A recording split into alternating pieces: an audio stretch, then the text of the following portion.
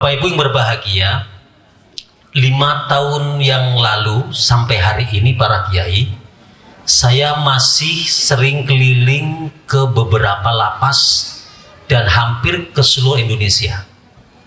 Awalnya saya sekedar memberikan pelatihan edukasi wirausaha kepada sahabat-sahabat, teman-teman ex-napiter, narapidana teroris. 1 tahun saya lakukan secara mandiri dan sendiri, dan ada beberapa tempat di mana mereka berkumpul kemudian berwirausaha kecil-kecilan, termasuk salah satunya adalah ada di Sentul sana. Baru 5 tahun yang lalu, 4 tahun yang lalu saya direkrut oleh BNPT untuk keliling Indonesia bertemu dengan napiter-napiter itu, tapi berbicara tentang kewirausahaan. Awalnya Bapak Ibu, saya sekedar cerita biar nanti tahu. Awalnya saya bertemu dengan mereka bicara tentang akidah, bicara tentang fikih, bicara tentang metodologi dalam beragama. Ternyata benturannya kuat dan tidak mampu saya menundukkan mereka. Tapi ketika saya berbicara kepada mereka tentang wirausaha, masuk. Saya tidak panjang bicara itu karena ketika saya bertemu dengan mereka biasanya face to face. Lucu Kiai, kalau di Brebes saya ketika baru masuk lapas, saya langsung diterakin oleh dia, "Ustadz jangan masuk, togut Anda." Salaman kagak, bener-bener gak boleh ketemu. Lapas Cipinang bertemu dengan mereka 3 orang, semuanya melototin saya, hampir seperti kayak orang ajak berantem. 1 poin saja Kiai, dari sekian banyak narapidana teroris dan hari ini tergabung di HP saya, tergabung dalam kewirausahaan, kurang lebih kalau sudah keluar di tangan saya itu ada sekitar 25 orang narapidana teroris yang tergabung dalam usaha kecil-kecilan yang kita rintis bareng-bareng. Masih ada sisa 368 napiter yang ada di seluruh Indonesia. Kalau kita sinyali dari 2021 ada simpatisan teroris kurang lebih 17.000 orang, Kiai. Luar biasa. Yang tertangkap 368. Yang paling luar biasa, dari semua narapidana teroris tidak ada satu pun yang berasal dari Nahdlatul Ulama. Ini real Kiai. Tidak ada satu pun narapidana teroris yang berasal dari Nahdlatul Ulama. Berarti berasal dari Solo. Dari mana? Dari mana? Silakan sebutkan masing-masing. Ada beberapa ormas-ormas yang berafiliasi tentang keislaman dan hampir semuanya terkena virus terorisme kecuali Nahdlatul Ulama. Tepuk tangan.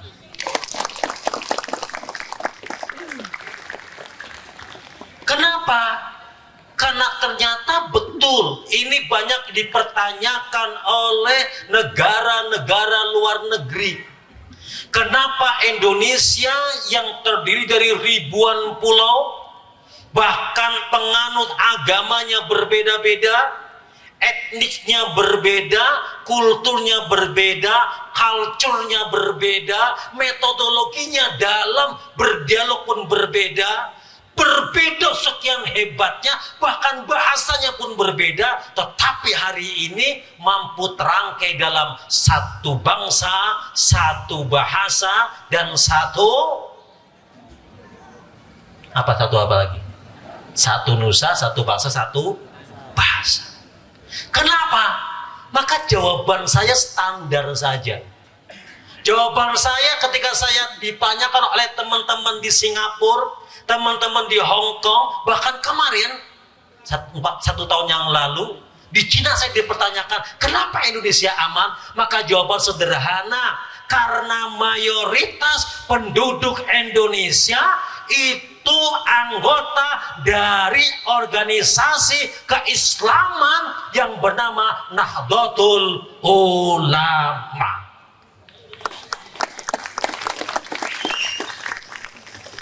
Dari Nahdlatul Ulama inilah kemudian terhimpun mulai mengakses pendidikannya, berdirilah pesantren-pesantren di seluruh Indonesia, dan inilah akar tumbuhnya di mana orang yang beragama Islam, orang yang ngaku Islam tetapi dia juga cinta tanah air, hubbul watan minal iman.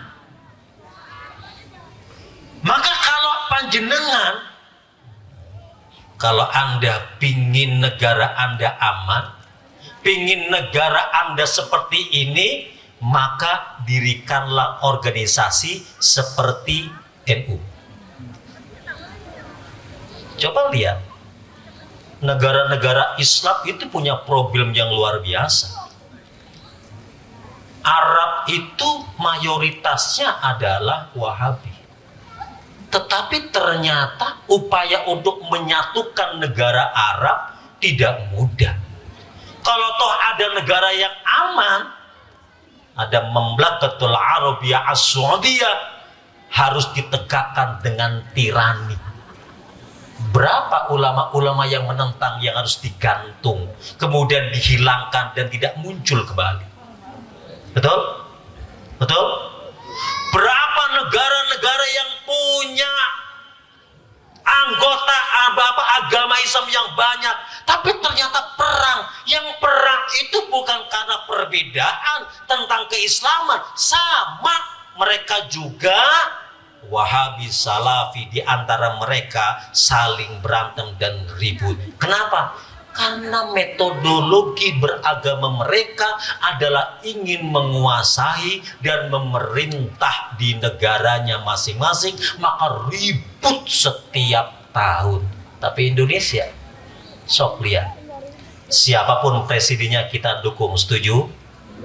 Setuju? Setuju? Siapapun pemerintahnya kita dukung. Setuju?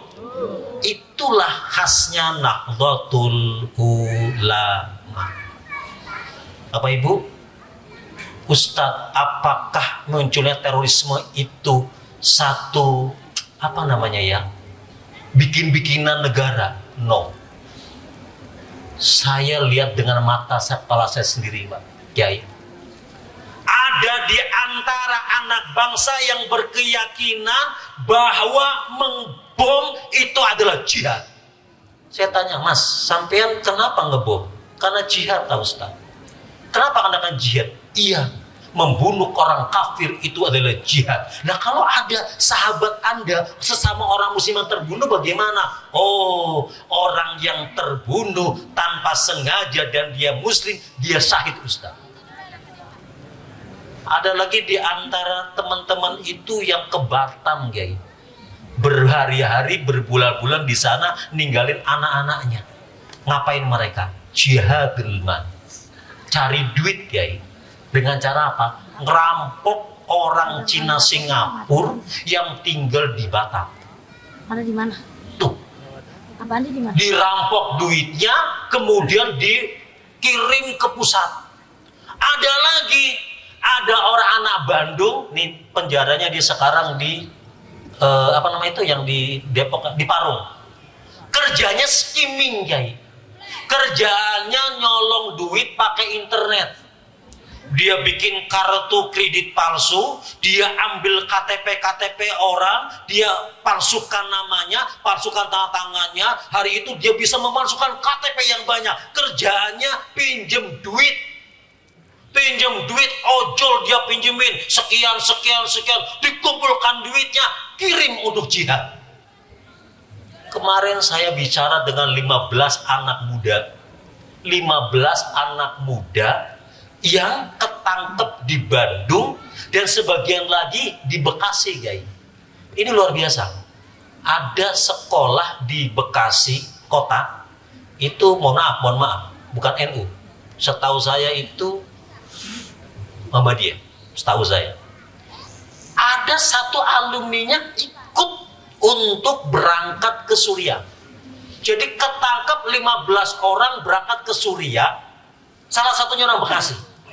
Ya, sebenarnya 2 bulan lagi akan keluar. Insya Allah akan ke rumah saya lagi. Karena dia sudah saya janjikan untuk saya kasih pekerjaan. Ya, tertangkap di Suriah bukan karena negara menahan mereka ke Suriah, enggak. Mereka berangkat ke Suriah itu biasanya memasukkan paspor.